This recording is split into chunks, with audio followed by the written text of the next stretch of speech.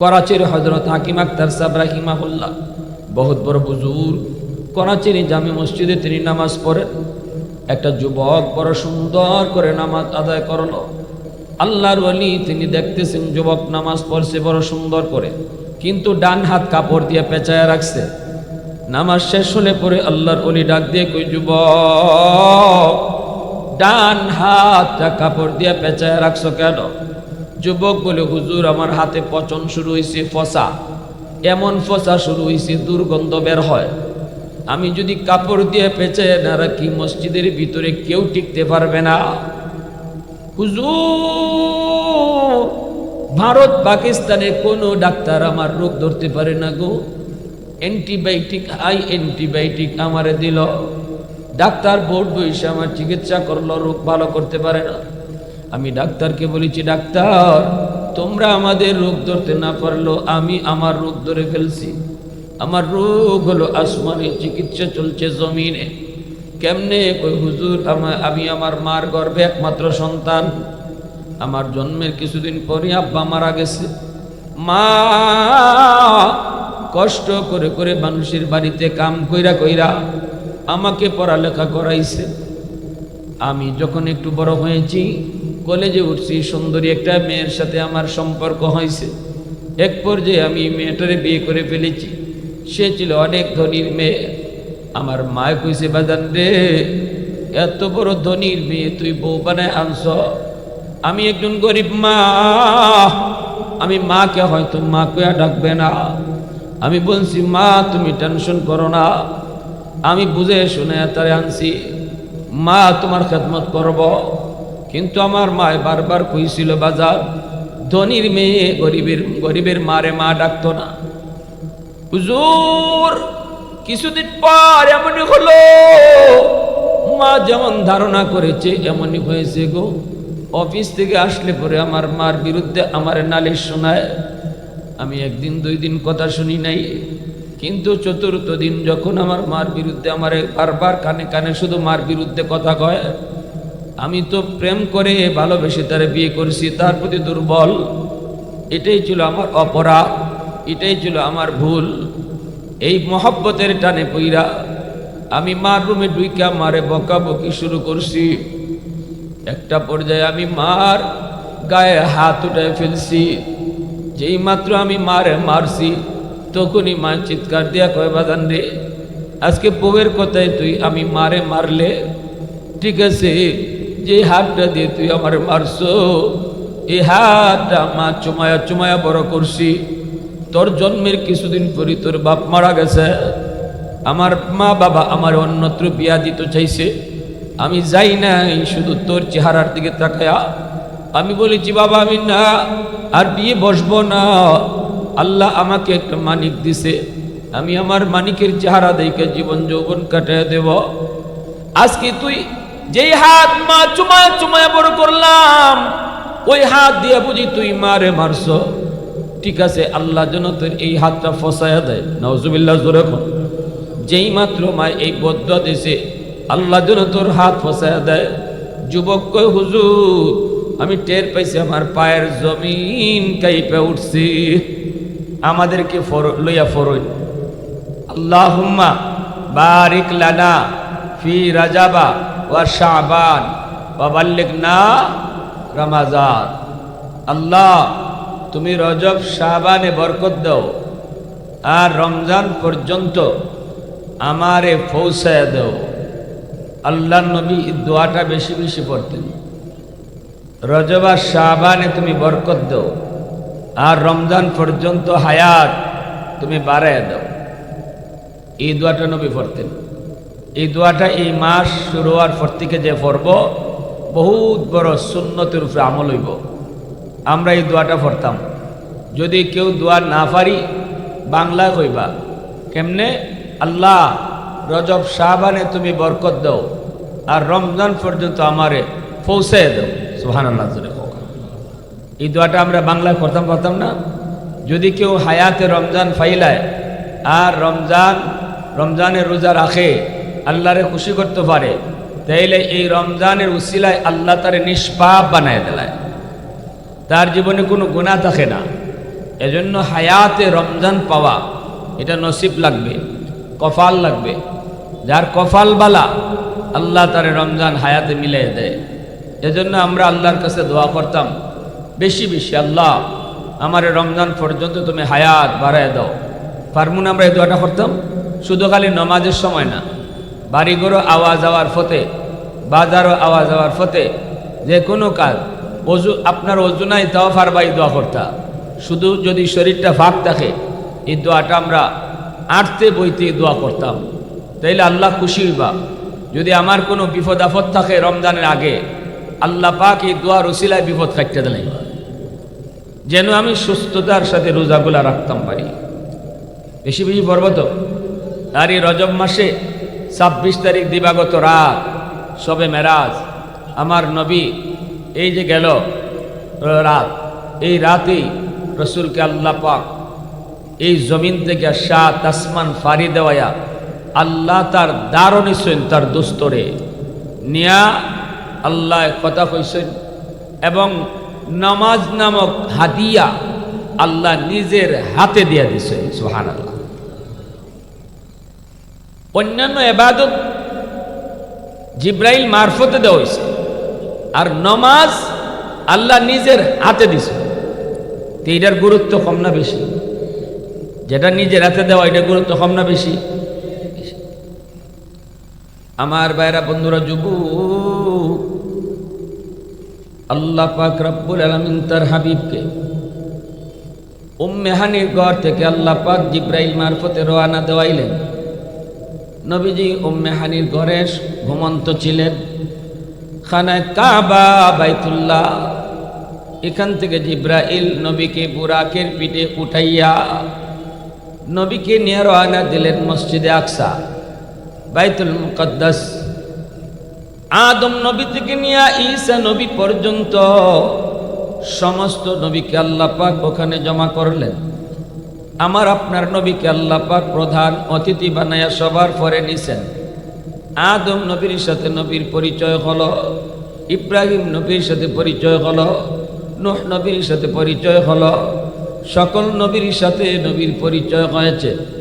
আজকে এত বড় মজমুআ, 1.25 লক্ষ নবী এই মজলিসে, এই মসজিদে হাজির। আর এত বড় মজলিসে প্রধান অতিথি আমার আপনার নবী। সুবহানাল্লাহ।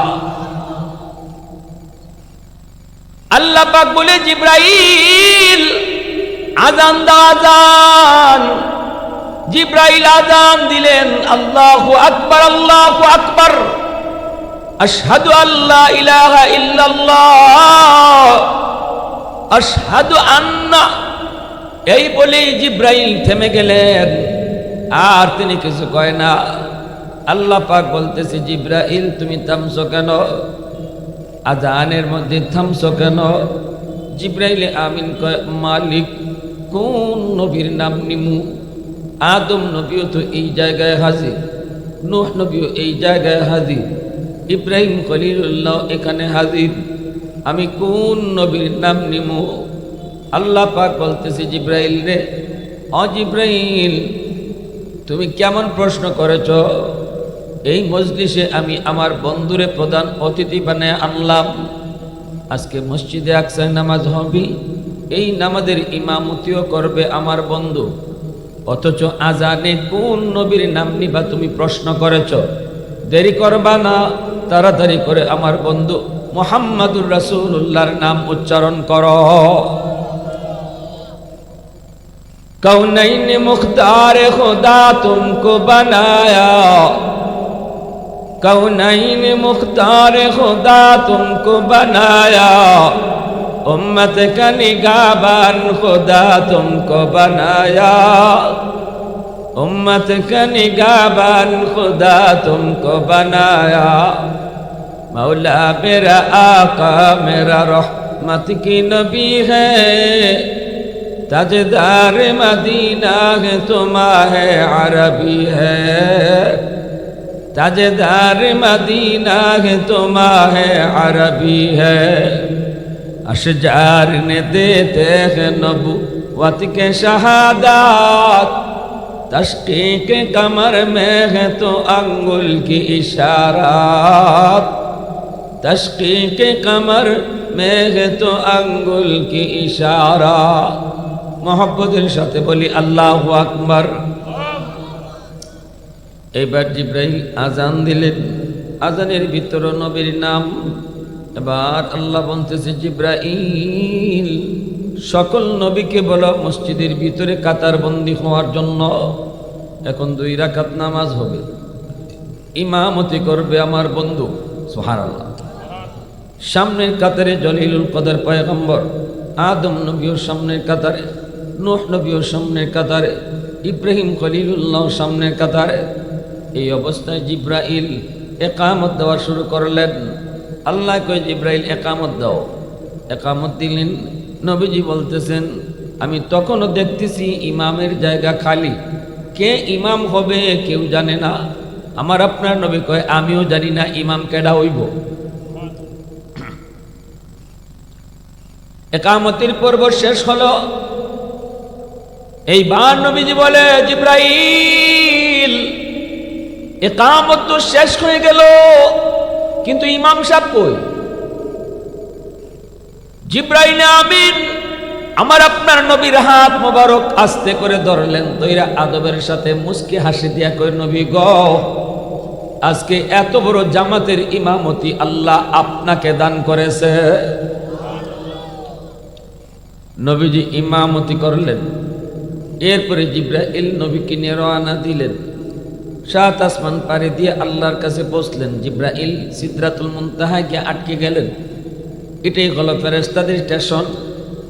এরপরে আল্লাহ রফরফের মাধ্যমে নবীকে আল্লাহ পাকের দারুনীলা আরশে আজিমের কাছে নিয়ে গেছেন।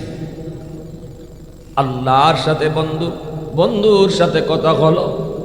এইবার নবী বলতেছে কথার প্রসঙ্গে মালিক আমি তো তোমার লগে মেরাজ করেছি গো, আমি তো তোমার লগে কথা কইছি, কিন্তু আমার উম্মত কেমনে কথা কইব?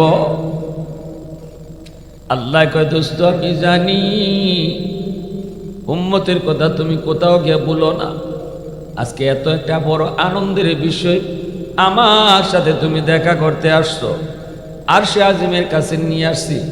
এখানে আইও তুমি তোমার উম্মতকে বলবায় না, এটা আমি আল্লাহ জানি। এজন্যই উম্মতের জন্য মেরাজের ব্যবস্থা করছি। আওয়াজ দেখো না সুবহানাল্লাহ, আরো জোরে কও না সুবহানাল্লাহ। আমার আপনার নবী কয় মালিক উম্মতের মেরাজের ব্যবস্থা করেছো? কয় হ্যাঁ। কেমনে? 50 ওয়াক্ত নামাজ, এই নামাজের মাধ্যমে তোমার উম্মত আমার লগে কথা কইব। আল্লাহ নবী কয় মালিক কও কি? বলে হ, নামাজে যখনই নামাজি দাঁড়াইব তখনই আমার লগে তার কথা হইব। এজন্যই নবীজি বলেছে মুসাল্লি ইউনাজি রব্বা, নামাজি আল্লাহর লগে কথা কয়। যখনই নামাজে দাঁড়ায় কয় আলহামদু, সমস্ত প্রশংসা। তখনই আল্লাহ পাক তার পরিচয় না দিয়া, আল্লাহ পাক তার নিজের পরিচয় না দিয়া কয় নামাজির জিগায় আল্লাহ লিমানিল হামদ, কার প্রশংসা তুমি করেছ? তখনই নামাজি কয় লিল্লাহ, আমি আমার আল্লাহর প্রশংসা করি। আল্লাহ তখনও পরিচয় দেয় না। আল্লাহ আবার নামাজির জিগায়, হাদিস শরীফে নবীজি বলেছেন আল্লাহ পাক কয় মানিল্লাহ, কে তোমার আল্লাহ? নামাজি তো কয় আর রব্বিল আলামিন, যিনি রব্বুল আলামিন। আল্লাহ পাক তখন আবারও কয় মানির রব, কে তোমার রব একটু কও। নামাজি কয় আর রহমানির রহিম, যিনি রহমান যিনি রহিম। আল্লাহ আবারও কয় কে রহমান কে রহিম। নামাজি কয় মালিক ইয়াউমিদ্দিন, যিনি কিয়ামত দিবসের মালিক। তখন আল্লাহ নিজের পরিচয় দেলায়। এতক্ষণ আল্লাহ পরিচয় দিছে না, এখন আল্লাহ পরিচয় দিয়া কয় বান্দা এতক্ষণ তুমি যারে আল্লাহ বলেছ, এতক্ষণ তুমি যারে রব বলেছ, এতক্ষণ তুমি যারে রহমান রহিম বলেছ, আমি তোমার আল্লাহ, আমি তোমার রব বলা মাত্রই নামাজি কয় ইয়্যাকা না'বুদু ওয়া ইয়্যাকা নাস্তাঈন। আল্লাহ আমি তোমারই ইবাদত করি, তোমারই কাছে সাহায্য চাই। এতক্ষণ পর্যন্ত থার্ড পারসনে আল্লাহরে চিনে না, আল্লাহ পরিচয় দেয় না। যখনই আল্লাহ পরিচয় দেলাইছে তখনই কয় আল্লাহ তুমি। এতক্ষণ আসিল তিনি তিনি তিনি তিনি তিনি তিনি আমার রব, তিনি আমার আল্লাহ। যখনই আল্লাহ কয় আমিও তো, কত তুমি, তোমার ইবাদত করি, তোমার কাছে সাহায্য চাই। এজন্যই নামাজে আল্লাহরে সাথে কথা কয়। এবং হাদিস শরীফে রাসূল কইছেন নামাজি যখন সেজদায় যায় তখন একেবারে আল্লাহর কাছাকাছি চলে যায়। মুসা নবী একদিন আল্লাহরে জিজ্ঞেস করে তুর পাহাড়ে। মুসা নবীর একটা উপাধি ছিল কালিমুল্লাহ, আল্লাহর সাথে যিনি জমিনে বৈশা 4000 বারের উপরে কথা কইছেন মুসা নবী। এই মুসা নবী একদিন আল্লাহরে জিজ্ঞেস করে রব্বি তুকাল্লিমু মাই হাল তুকাল্লিমু আহাদান গায়রি, আল্লাহ আমার লগে তুমি যেবাই মাতো এবাই কি আর কারো লগে মাতবাই? মুসা নবী জিগাইতেছে আল্লাহরে।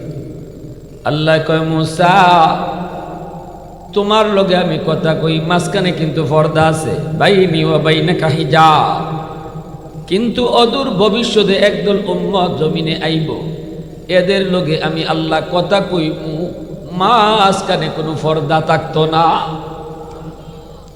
লাইসা বাইনি ওয়া বাইনাহুম হিজাব। এবার মুসা নবী কয় মালিক এরা কোন উম্মত? আল্লাহ পাক কয় উম্মতে মুহাম্মদ, এরা আমার বন্ধু মুহাম্মদুর রাসূলুল্লাহর উম্মত। মুসা নবী কয় মালিক আমি তো তুর পাহাড়ে আইয়া তোমার লগে কথা কই, এরা কোন ফারগা কথা কইব? আল্লাহ কয় এরা কোন ফার পর্বত যাইতো না, নামাজে দাঁড়াইলে আমি তার সাজদার জায়গা হাজির হয়ে যাইমু। এরা কোন পাহাড় পর্বত গিয়া কথা কইতো না, নামাজে খারাইলেই আমার লগে মাতবো, আর মাতবো কিতা আমি তার সাজদার জায়গা দিয়ে হাজির হয়ে যাই। তাইলে নামাজে দাঁড়ায় কার লগে মাতে? জোরে খোকা, আরো জোরে। এখন মুসা নবী কয় ও মালিক কত দামি উম্মত নিয়েরা আমার লগে মাতো, অথচ পর্দা আছে, আর হেরার লগে মাতবা কোনো পর্দা ছাড়া, আল্লাহ এই উম্মত তুমি আমারে দিলাও। আল্লাহ কয় ইটা হইতো না, এই উম্মত হইলে আমার দুস্তর উম্মত। সুবহানাল্লাহ। তে মুসা নবী কয় আল্লাহ তাইলে আমারে নবী বানানি দরকার নাই, আমারে ওই নবীর তোমার দুস্তের উম্মত বানাই দিলাম। সুবহানাল্লাহ, আরো দূর হোক। আল্লাহ এখন ইতো হইতো না, তুমি বউ আগে আইছো, আর আমার দুস্তের উম্মত আরো পরে আইব।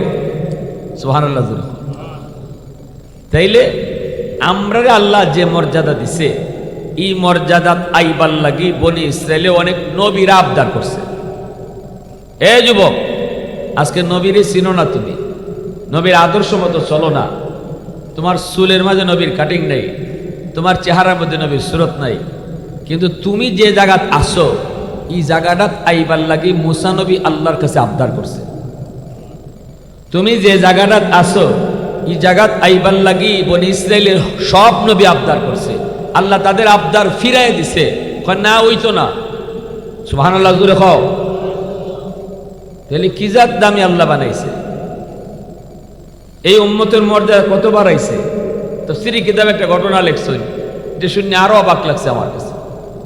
মুসা আলাইহিস সালাম তুর পাহাড়ে গিয়ে আল্লাহর লগে কথা কইতা জুতা খুললিয়া, কিতা খুললিয়া, ফাখলা নালাই ইন্নাকা বিল ওয়াদিল মুকদ্দাসি তুয়া।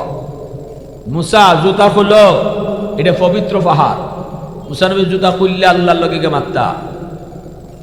অথচ তুর পাহাড় জান্নাত না, তুর পাহাড় কোনো জান্নাত না, একটা জায়গা, একটা পাহাড়। এখানে মুসা নবী জুতা খুললে গিয়ে আল্লাহর লগে মাতছ। কিন্তু আমার আপনার নবীর একজন সাহাবী হযরত বেলাল হাবশী রাদিয়াল্লাহু তাআলা আনহু, নবীজি মেরাজের রজনীতে জান্নাত দেখতে গেছেন, আর নবী কইন আমি জান্নাত আটি আর দেখি বেলাল আমার সামনে সামনে আটে। আমি বেলালের জুতার আওয়াজ পাইছি জান্নাত। এবার আসেন হাদিসের সাথে আমরা যদি ব্যাখ্যা করি তাহলে কি বুঝি? মুসা নবীর আল্লাহ জুতা খুলবার কইছে, আর এই নবীর একজন উম্মত, নবীর একজন সাহাবী বেলাল জুতা পরে জান্নাত ঘুরে। আর একটা আওয়াজ দিয়ে খাও সুবহানাল্লাহ, আরো জোরে খাও সুবহানাল্লাহ। এই উম্মতের কি দাম, এজন্যই মুসা নবী বুঝাওই তিনি আবদার করছেন, আল্লাহ নবুয়তি লাগতো না, তুমি আমারে তোমার দোস্তের উম্মত বানিয়ে দিল। কোন নবী আবদার আল্লাহ কবুল করছে না, কিন্তু একজন পয়গম্বর বনি ইসরাইলের, যার নাম ছিল হযরত দানিয়াল আলাইহিস সালাম, আল বিদায়া ওয়ান নিহায়া কিতাবের ভিতরে লিখছেন, এই দানিয়াল আলাইহিস সালামে কয়, আল্লাহ আমি এমন ভাবে তোমার কাছে আবদার করবো, এটা তুমি না ফিরে পারতাই না। আমি জানি সকলে খালি কইছেন আমার আখেরি নবীর উম্মত বানাও, আখেরি নবীর উম্মত বানাইলাও, নবুয়তি লাগতো না, আমি নবী হইতাম চাই না, আখেরি নবীর উম্মত হইতাম চাই, কারো আবদার তুমি রাখছো না, ফিরাই দিছো। তবে আমি একখান কথা কইমু, এখান তোমার রাখন লাগবো। আল্লাহ কোন কিতা কও, আল্লাহ আমারে তুমি নবীর উম্মত বানাই তাই না, এটা আমি জানি, ইজাত আবদার আমি করতামও না, কারণ আমার আগে অনেকে করছেন, তুমি ফিরাই দিলাইছো। তবে আমি তোমার কাছে আবদার করি, আমার মরণের পরে আমার লাশটারে তুমি ফসাইও না, গলাইও না, একটা নির্দিষ্ট জায়গার মাঝে সংরক্ষণ করে রাখিয়ে দিও, এবং ওই নবীর উম্মতের হাতে, কোনো না কোনো একজন উম্মতের হাতে, তোমার দুস্তের কোনো না কোনো একজন উম্মতের হাতে আমারে কাফন দাফন ফরাইয়া দাফন করে। খালি বুঝার লাগে বলতেছি যে আল্লাহ আমাদেরকে কি পরিমাণ মর্যাদা দিছে। আমরা কপালটা কত বড়, কিন্তু সবার কপালে সব সয় না, ঠিক না নি?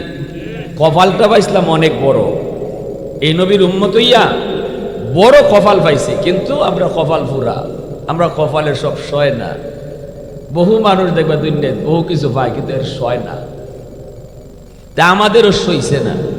এজন্যই আজকে আমরা একদিকে আর নবীর আদর্শ একদিকে, এজন্যই আজকে আমরা মাইর খাই। ইহুদিরা আমরা নিয়ে তামসা করে, খ্রিস্টানরা আমরা নিয়ে মজা করে, কারণ আমরা রং নাই, নবীর রং নাই।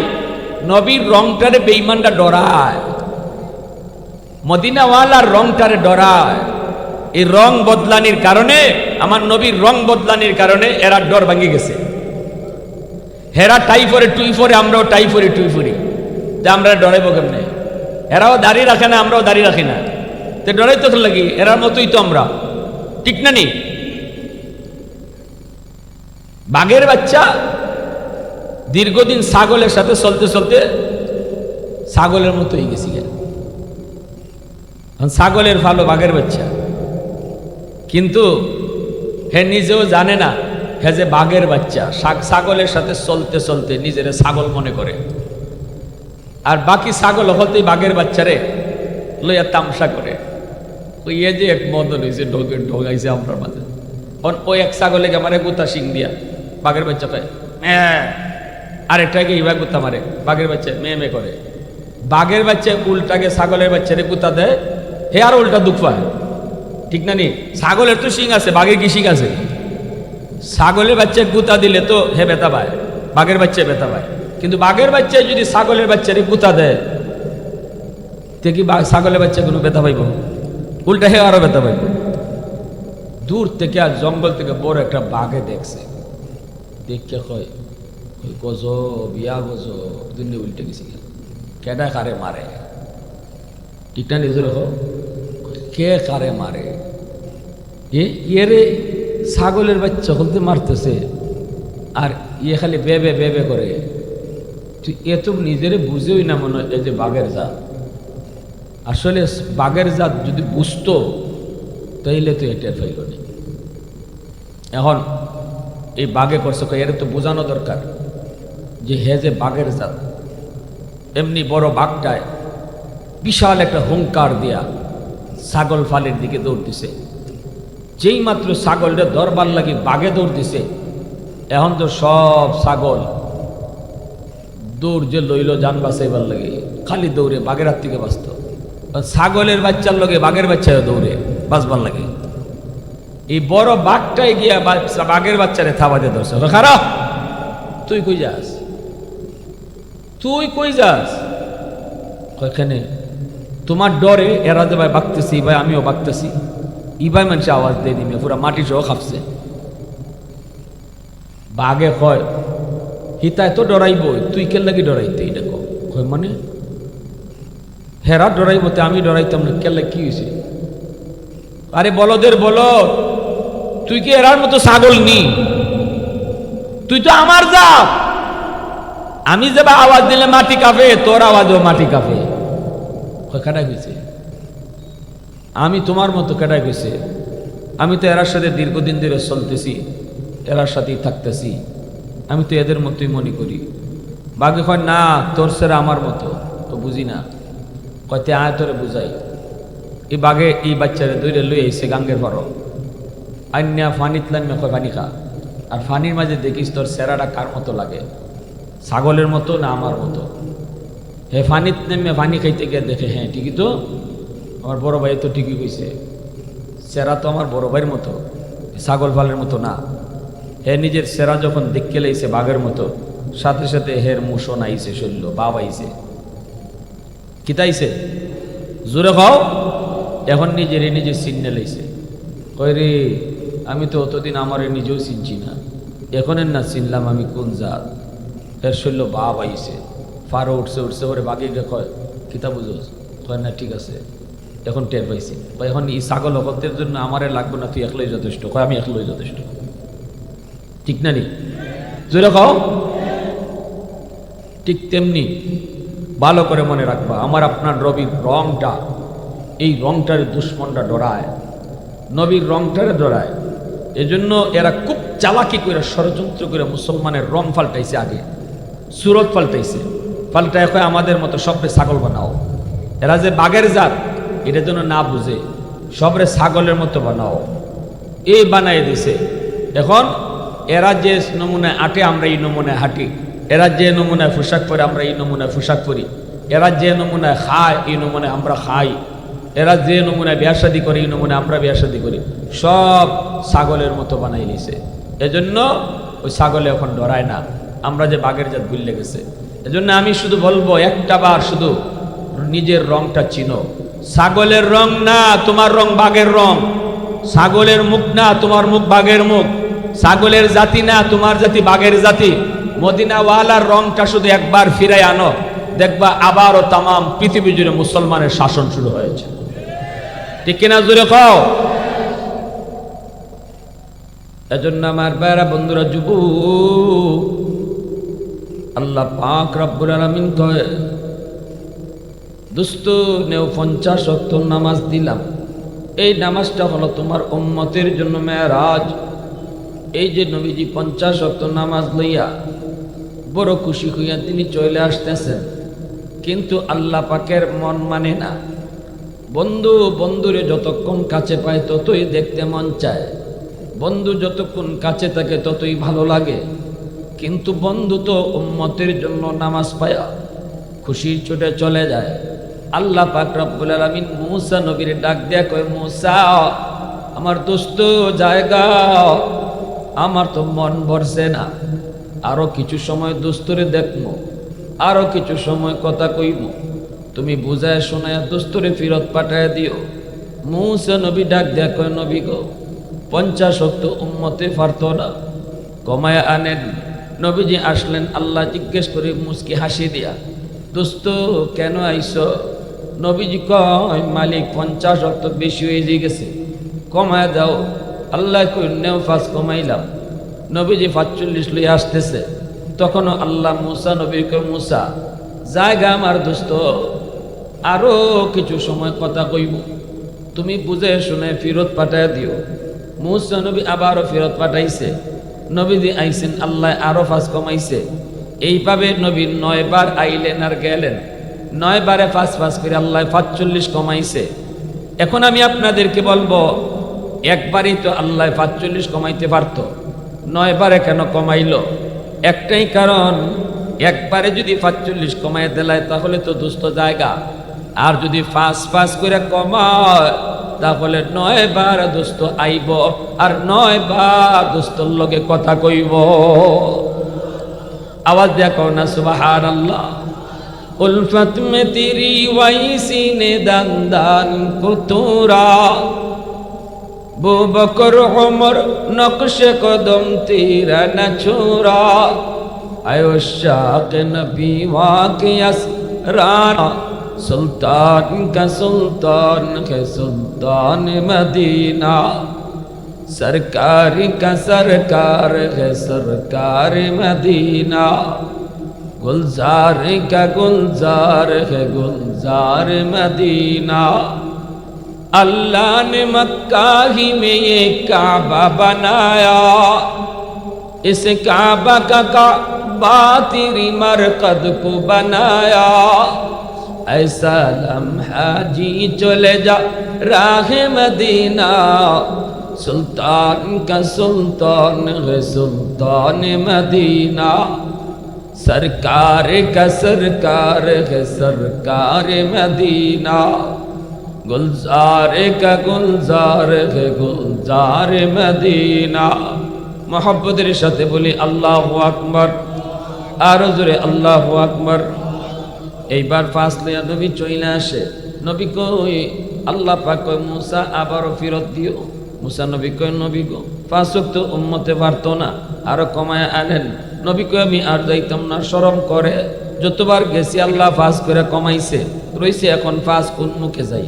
মুসা নবী কয় যান আপনি, আল্লাহ আমারে মেসেজ দিছে, আমি নিজের থেকে কই নাই তো, আল্লাহ আমারে কইছে পাঠাইতাম, মনে হয় কোনো না কোনটা দিব। সুবহানাল্লাহ জোরে কও। তবে নবী গো আপনি যে এখন যাইবেন, গেলে পরে যখন আল্লাহ আপনারে জিগাইব দোস্ত কেনে আইছো, আগের মতোই তুই আল্লাহ জিগাইব কেনে আইছো, তখন আপনি কইবেন 9 বার আইছি আমি কইছি কেনে আইছি। এখন আমি কইতাম না, তুমি কও কেনে আইছি। আল্লাহ কয় দোস্ত 5 ওয়াক্ত উম্মতের লাগি বেশি কষ্ট হইতো না, লয়ে যাও গি। তবে তোমার উম্মত 5 ওয়াক্ত নামাজ কেমনে পড়বো এটা টেনশন তুমি কইরো না, আমি আল্লাহ মসজিদের মিনার থেকে ডাক্কা ডাক্কা নামাজ পড়াইয়া নিব। সুবহানাল্লাহ, আওয়াজ দিয়া হোক, আরো আওয়াজ দিয়া হোক। মসজিদের মিনার থেকে মুয়াজ্জিন ডাকে না, তোমারে ডাকে আল্লাহ নিজে। আল্লাহু আকবার জোরে কও, আল্লাহু আকবার আল্লাহু আকবার। আমি আল্লাহ বড়, আমি আল্লাহ বড়। বান্দা তোর দোকান ছোট, তোর বন্ধু ছোট, আমি আল্লাহ বড়। তোর ঘুম ছোট, আমি আল্লাহ বড়। এইভাবে আল্লাহ তোমারে আমারে দিনও 5 বার ডাকে। আল্লাহ কই দোস্ত এই আমার ডাকে যারা নামাজ 5 ওয়াক্ত পড়ি লইব, আমি তাদেরকে 50 ওয়াক্ত নামাজের সওয়াব দিমু। আরো জোরে কও না সুবহানাল্লাহ, আরো জোরে সুবহানাল্লাহ। এই রজব মাসে 5 ওয়াক্ত নামাজ আল্লাহর নবী লই আইছেন, ঠিক কিনা রে ভাই জোরে কও। এ যুবক একটু ভালো করে ইয়াদ কইরো, নামাজটা পড়ে দোয়া কইরো, রব্বির হামহুমা কামা রব্বায়ানি সগীরা। আল্লাহ আমার আব্বা আম্মারে মাফ করো, আমার আব্বা আম্মার উপর রহম করো। কারণ এই জমিনে বহু মানুষ বাপ মার দোয়া পায়া ওলি হইছে, আবার বাপ মার বদদোয়ায় দুনিয়াতে নগদ শাস্তি পাইছে। একটা শাস্তির ঘটনা শোনাই। করাচির হযরত হাকিম আখতার সাহেব রাহিমাহুল্লাহ, বহুত বড় বুজুর্গ, করাচির জামে মসজিদে তিনি নামাজ পড়েন। একটা যুবক বড় সুন্দর করে নামাজ আদায় করলো। আল্লাহর ওলি তিনি দেখতেছেন যুবক নামাজ পড়ছে বড় সুন্দর করে, কিন্তু ডান হাত কাপড় দিয়ে পেঁচায় রাখছে। নামাজ শেষ হলে পরে আল্লাহর ওলি ডাক দিয়ে কই যুবক ডান হাতটা কাপড় দিয়ে পেঁচায় রাখছো কেন? যুবক বলে হুজুর আমার হাতে পচন শুরু হয়েছে, ফসা, এমন ফসা শুরু হয়েছে দুর্গন্ধ বের হয়। আমি যদি কাপড় দিয়ে পেঁচায় না রাখি মসজিদের ভিতরে কেউ টিকতে পারবে না। হুজুর ভারত পাকিস্তানে কোনো ডাক্তার আমার রোগ ধরতে পারে না গো। অ্যান্টিবায়োটিক অ্যান্টিবায়োটিক আমারে দিল, ডাক্তার বোর্ড বসে আমার চিকিৎসা করলো, রোগ ভালো করতে পারে না। আমি ডাক্তারকে বলেছি ডাক্তার তোমরা আমাদের রোগ ধরতে না পারলো, আমি আমার রোগ ধরে ফেলছি। আমার রোগ হলো আসমানে, চিকিৎসা চলছে জমিনে। কেমনে? কই হুজুর আমি আমার মার গর্ভে একমাত্র সন্তান। আমার জন্মের কিছুদিন পরে আব্বা মারা গেছে। মা কষ্ট করে করে মানুষের বাড়িতে কাম কইরা কইরা আমাকে পড়ালেখা করাইছে। আমি যখন একটু বড় হয়েছি, কলেজে উঠছি, সুন্দরী একটা মেয়ের সাথে আমার সম্পর্ক হয়েছে। এক পর্যায়ে আমি মেয়েটারে বিয়ে করে ফেলেছি। সে ছিল অনেক ধনীর মেয়ে। আমার মায় কইছে বাজান রে, এত বড় ধনীর মেয়ে তুই বউ বানায় আনছ। আমি একজন গরিব মা, আমি মাকে হয়তো মা কয়া ডাকবে না। আমি বলছি মা তুমি টেনশন করো না, আমি বুঝে শুনে তারে আনছি, মা তোমার খেদমত করব। কিন্তু আমার মায় বারবার কইছিল, বাজার ধনীর মেয়ে গরিবের মারে মা ডাকতো না। হুজুর কিছুদিন পর এমনই হলো, মা যেমন ধারণা করেছে এমনই হয়েছে গো। অফিস থেকে আসলে পরে আমার মার বিরুদ্ধে আমার নালিশ শোনায়। আমি একদিন দুই দিন কথা শুনি নাই, কিন্তু চতুর্থ দিন যখন আমার মার বিরুদ্ধে আমার বারবার কানে কানে শুধু মার বিরুদ্ধে কথা কয়। আমি তো প্রেম করে ভালোবেসে তারে বিয়ে করেছি, তার প্রতি দুর্বল। এটাই ছিল আমার অপরাধ, এটাই ছিল আমার ভুল। এই মহব্বতের টানে পইরা আমি মার রুমে ঢুইকা মারে বকাবকি শুরু করছি। একটা পর্যায়ে আমি মার গায়ে হাত উঠায় ফেলছি। যেই মাত্র আমি মারে মারছি তখনই মা চিৎকার দিয়া কয়, বাজান রে আজকে বউয়ের কথায় তুই আমি মারে মারলে ঠিক আছে, যে হাতটা দিয়ে তুই আমার মারছো এই হাতটা মা চুমায়া চুমায়া বড় করছি। তোর জন্মের কিছুদিন পরই তোর বাপ মারা গেছে। আমার মা বাবা আমার অন্যত্র বিয়া দিতে চাইছে, আমি যাই নাই, শুধু তোর চেহারার দিকে তাকায়া আমি বলেছি, বাবা আমি না আর বিয়ে বসবো না। আল্লাহ আমাকে একটা মানিক দিছে, আমি আমার মানিকের চেহারা দেখে জীবন যৌবন কাটায় দেব। আজকে তুই যেই হাত মা চুমায়া চুমায়া বড় করলাম ওই হাত দিয়া বুঝি তুই মারে মারছ। ঠিক আছে, আল্লাহ যেন তোর এই হাতটা ফসায়া দেয়। নাউজুবিল্লাহ জোরে কর। যেই মাত্র মা এই বদদুয়া দিছে, আল্লাহ যেন তোর হাত ফসায়া দেয়। যুবক কয়, হুজুর আমি টের পাইছি আমার পায়ের জমিন কাইপে উঠছি। আমি তখনই বুঝে গেছি আমার মার বদদুয়া কবুল হয়ে গেছে, মার বদদুয়া কবুল হয়ে গেছে। কিছুদিন পরে আমি দেখলাম এই হাতের মধ্যে ফোড়া দেখা দিছে, ফোড়া। এই ফোড়া থেকে ফসা শুরু হয়েছে। ডাক্তার দেখাইলাম, অ্যান্টিবায়োটিক হাই অ্যান্টিবায়োটিক দিল, কিন্তু এই ফসা আর ভালো হয় না। একে একে অনেক ডাক্তার দেখাইলাম, কেউ রোগ ধরতে পারে না। এইবার আমি বলে ফেলেছি, ডাক্তার তোমরা আমার রোগ ধরতে পারবে না। ফসা খালি উপরের দিকে উঠতেছে, পুরা আপ ফসাই লিতেছে। আমি বলেছি, ডাক্তার তোমরা আমার রোগ ধরতে পারবা না, কিন্তু আমি আমার রোগ ধরে ফেলছি। আমার রোগ হলো আসমানে, আগুন লাগছে আমার শেরপুর, হগল ডাক্তারে ফানি দেয় ফরিদপুর। জীবনে কোনোদিন শেরপুরের আগুন নিভত না। আমি আমার মার বদদুয়ার শিকার, মারে কষ্ট দিছি, এই হাত দিয়ে মারে মারছিলাম, যার কারণে আমার এই হাত পচা যাইতেছে।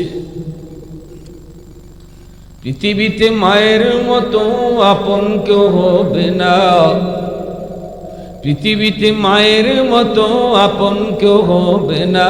তোমরা কোনোদিনও মায়েরই মনেতে কষ্ট দিও না, তোমরা কোনোদিনও মায়েরই মনেতে কষ্ট দিও না। কত পাপী এমন আছে মাকে কষ্ট দেয়, মায়ের মনে কষ্ট দিয়ে অভিশাপ নেয়।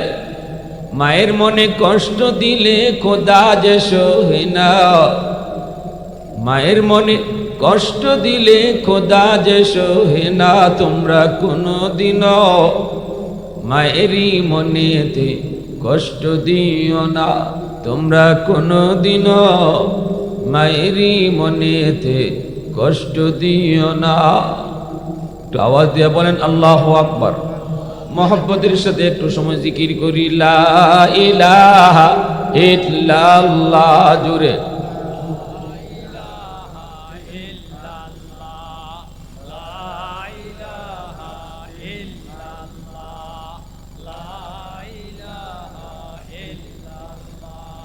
লা ইলাহা ইল্লাল্লাহ।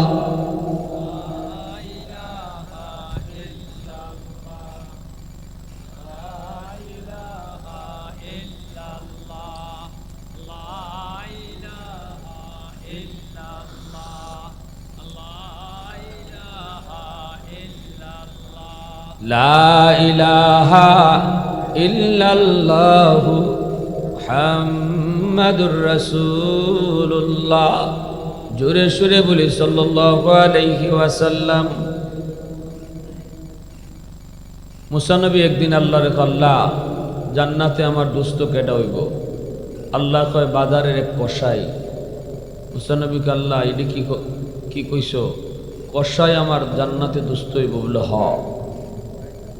মুসা নবীকে আল্লাহ কি আমল করছে এমন কসাই জান্নাতে আমার বন্ধু হইব? একটু আমলটা কও না।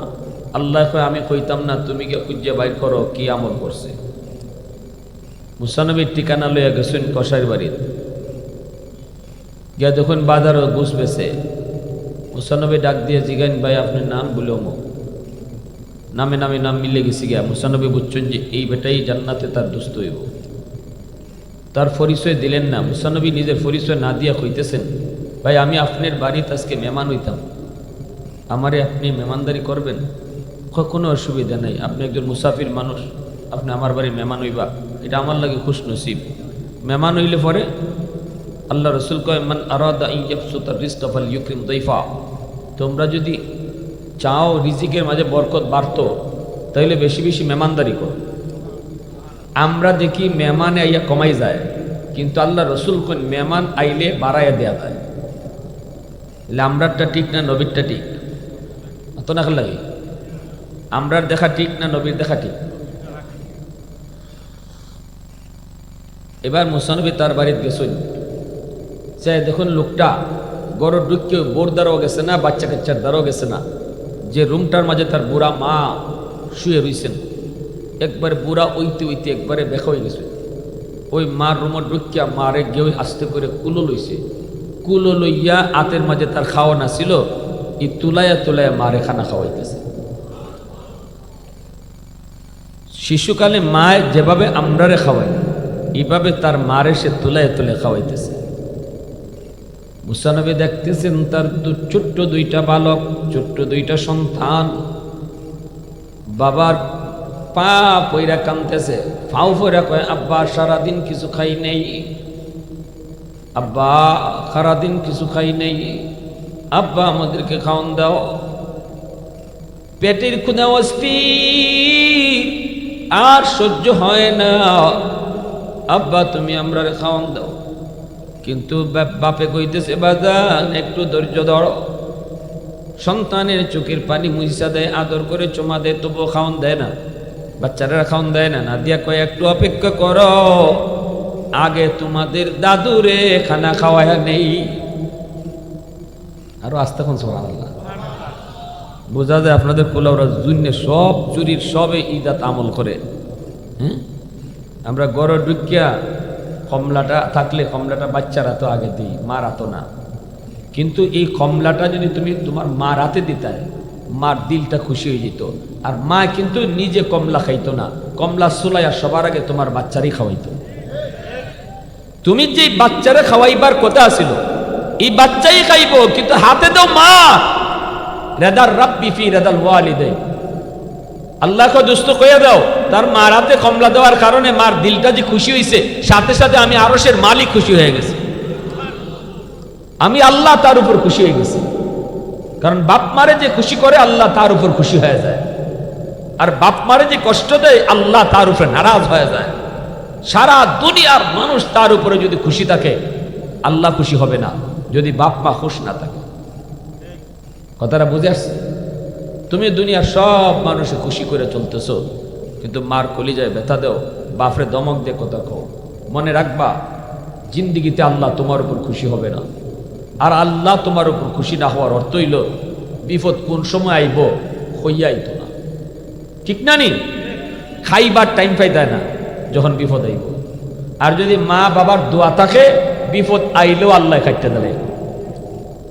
এটা হাকিমুল উম্মত থানবী রহমতুল্লাহ আলাইহি বলছেন, দুনিয়ার 1 নম্বর ফায়দা, যেই সন্তান বাপ মারে খুশি করে চলবো, তার যদি কোনো কপাল ও বিপদ লেখাও থাকে, তকদিরও লেখা আছে গাড়ি অ্যাক্সিডেন্টে, তকদিরও লেখা আছে হাত ভেঙে যাওয়ার, তকদিরও লেখা আছে পাও ভেঙে যাইবার, কিন্তু বাপ মার দোয়ার কারণে আল্লাহ এই তকদিরের লেখাটারও আল্লাহ কাটতে দেয়। সুবহানাল্লাহি ওয়া বিহামদি সুবহানাল্লাহিল আযীম। আর যদি বাপ মার বদদোয়া থাকে, টাটা ফরবার কথা না, তোমার উপরে ফরবো। অ্যাক্সিডেন্টে ভাও ভাঙবার কথা না, ভাঙবো তোমারও, আর কেউ ভাঙতো না।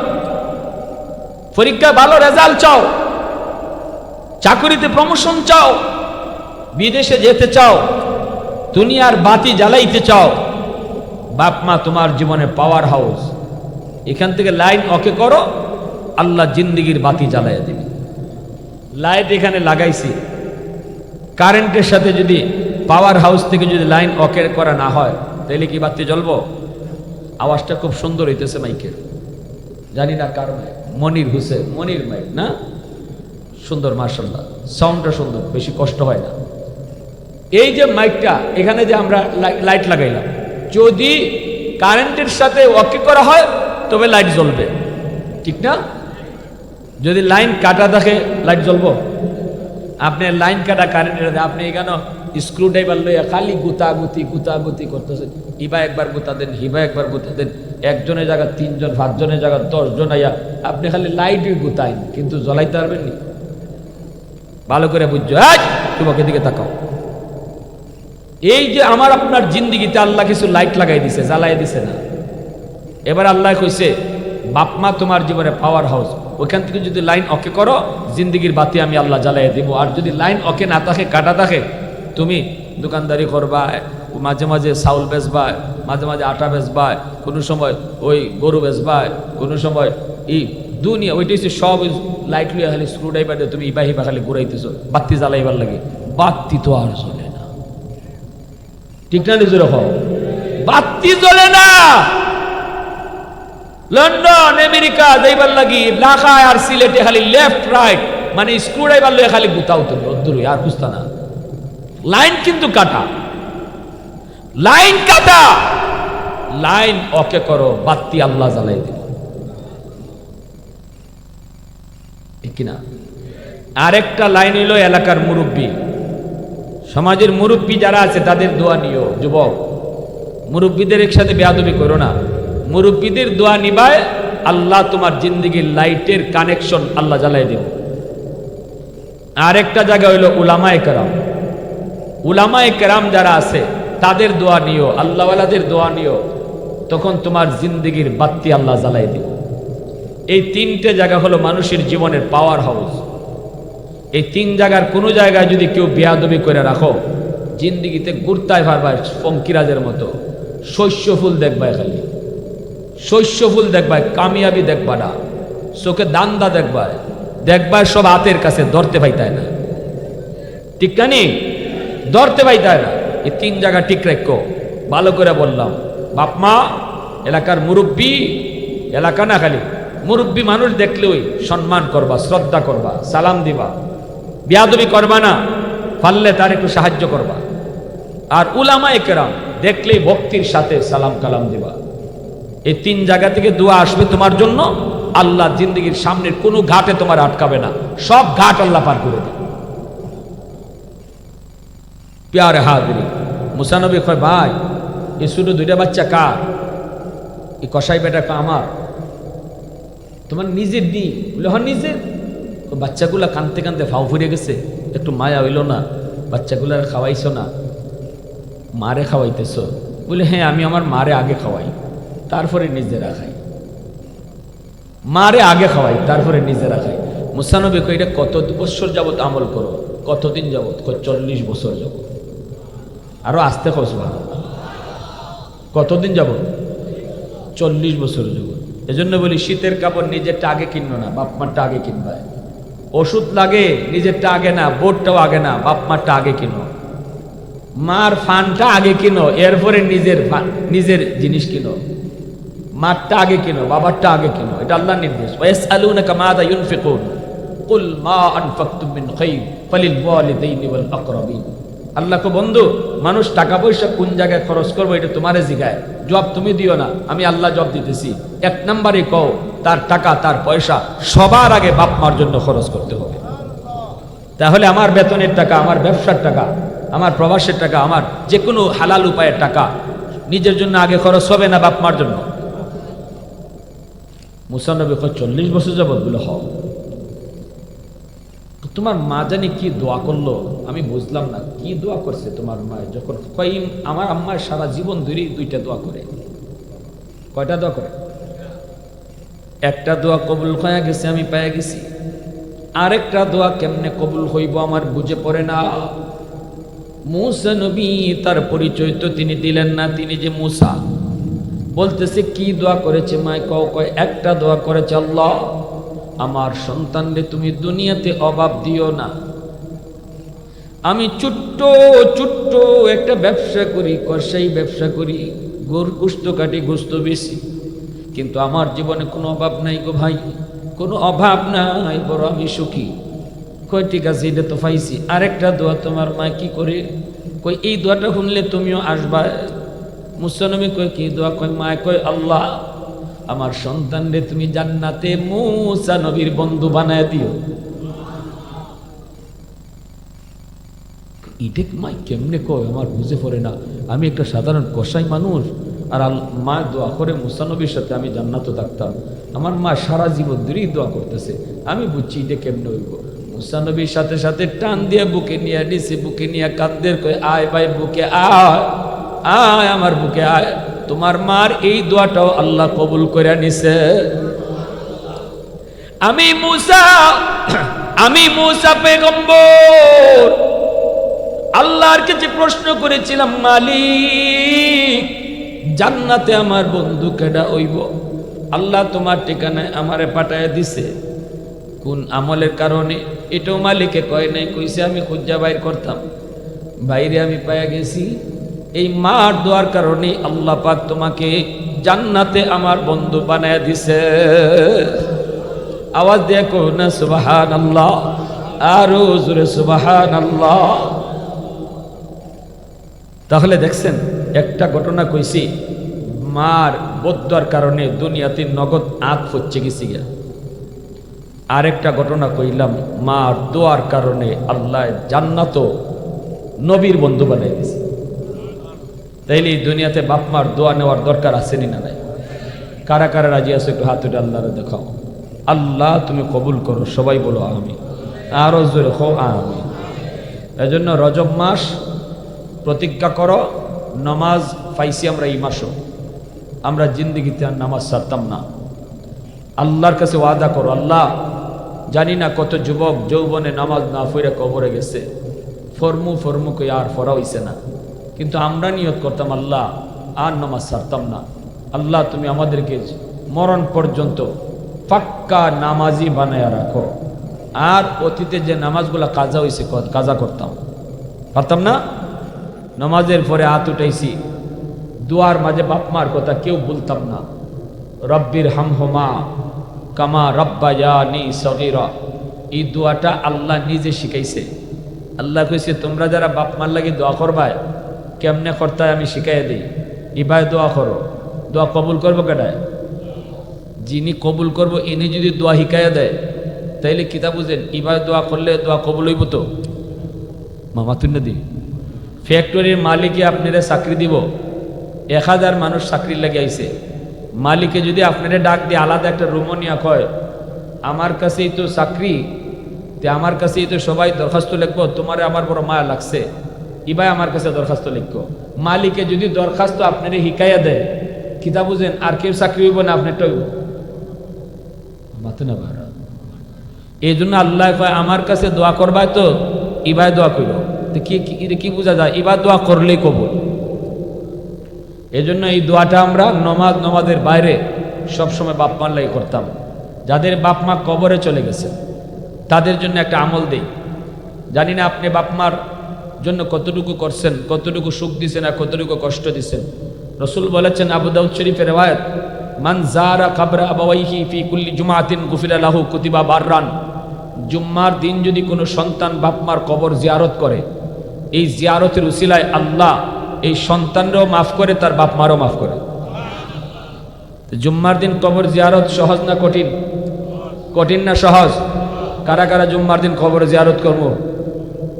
দাদা দাদির কবর, বাপ মার কবর, আত্মীয় স্বজনের কবর, জুম্মার দিন কবর জিয়ারত করবো ইনশাআল্লাহ। আল্লাহ আমাদের সবাইকে কবুল করেন, মঞ্জুর করেন। আজকের মাহফিলকে আল্লাহ কবুল করেন। ও আখির দাওয়ানা আনিল হামদুলিল্লাহি রাব্বিল আলামিন। আলহামদুলিল্লাহ, আলহামদুলিল্লাহিল্লাযী হাদানা লিহাদা ওয়া মা কুন্না লিনাহতাদিয়া লাউলা আন হাদানাল্লাহ লাকাদ জাআত রুসুলু রাব্বিনা বিল হক